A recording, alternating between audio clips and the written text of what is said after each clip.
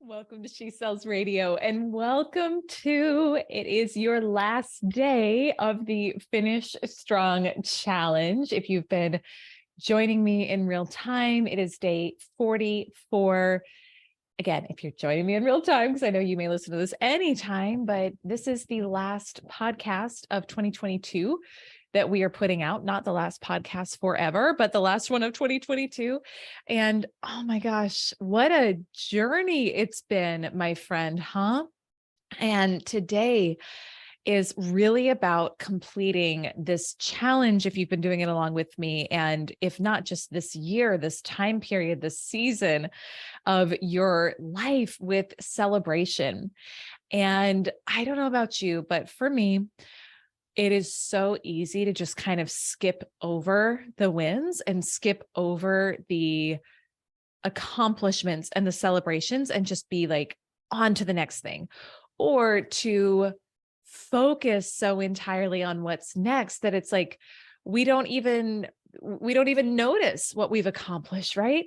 And so when we do this, it will drain your energy, it will drain your results. And so celebrating is a strategic tool that you can, I mean, aside from the fact that like it's fun and it's important, it's a strategic tool you can use to help you get to the next level and kind of bounce to your next thing. But really taking the time today to honor who you are, what you've become, what you've accomplished. And if you've been doing the challenge with me since the beginning of November, again, this challenge has been all about you completing and finishing this year strong. You can think about, in this period of time, what have you actually done? What have you accomplished? What have you completed? What have you moved forward? What have you overcome? And I know you very well may be in the middle of things right now, right? Like whether it's in the middle of figuring out what your next move is going to be or what your vision is going to be for 2023, or maybe you're in a period where you're being refined and it's feeling like a lot of challenge and you're feeling like, oh, I want to get to the other side. And maybe you're not there either. Maybe you're like coming at this from a total high, having just had your best, most successful, most fulfilling year ever.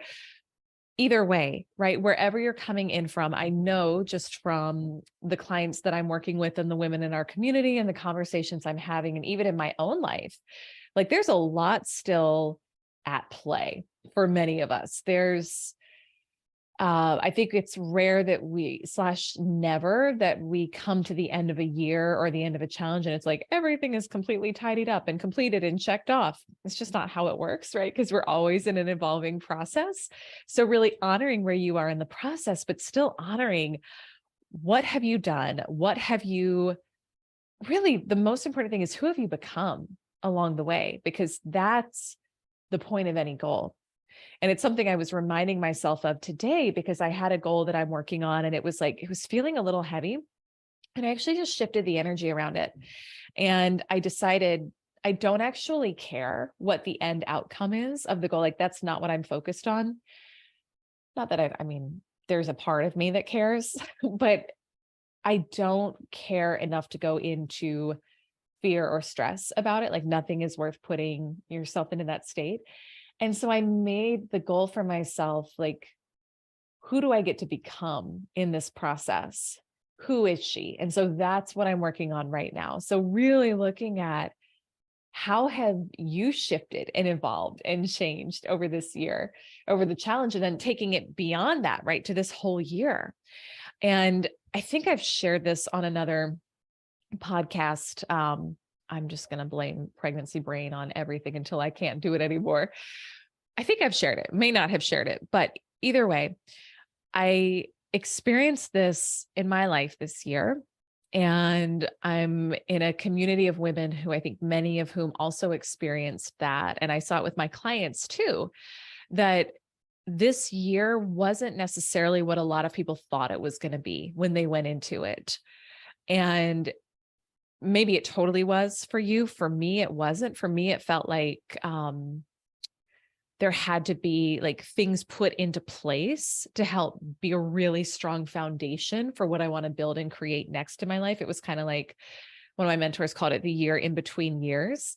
And that feels very resonant for me. It may or may not feel resonant for you based on your experience, but maybe it was, right? And so maybe it was a year where there weren't like the huge epic manifestations. Maybe there were, but maybe you were, if not, I want you to look at the places where there were almost like foundations being laid underneath you to help springboard you to that next step next year. Whether that's like you had to refine your mindset, or you had to get the right team and structures in place for your goals, or maybe you went into this year thinking, this is a year where I'm going to make $1 million and I'm going to like grow and expand my business. And then it ended up being a year that was way more about dealing with personal things and family things that actually needed to be the true priority for the time. So whatever that is for you, really honoring the process and deciding, how am I going to celebrate what I've done, who I've become, what I've overcome, regardless of whether it was what I thought it was going to be or not. And so again, I used to completely skip the celebration. I thought it was a waste of time. I was just like on to the next thing in my life. And of course, in that energy, felt drained, stuck, depleted, wasn't getting real remarkable results in a lot of areas of life.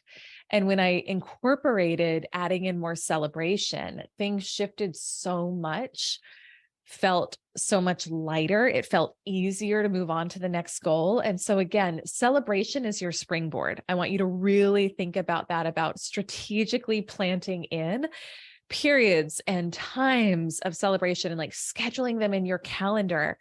And then also doing it ad hoc as things come up that you want to celebrate too. I just did this as I did my planning for next year. I went in and blocked off, like, these are all the times when I'm off. These are all the times when I'm going to be celebrating.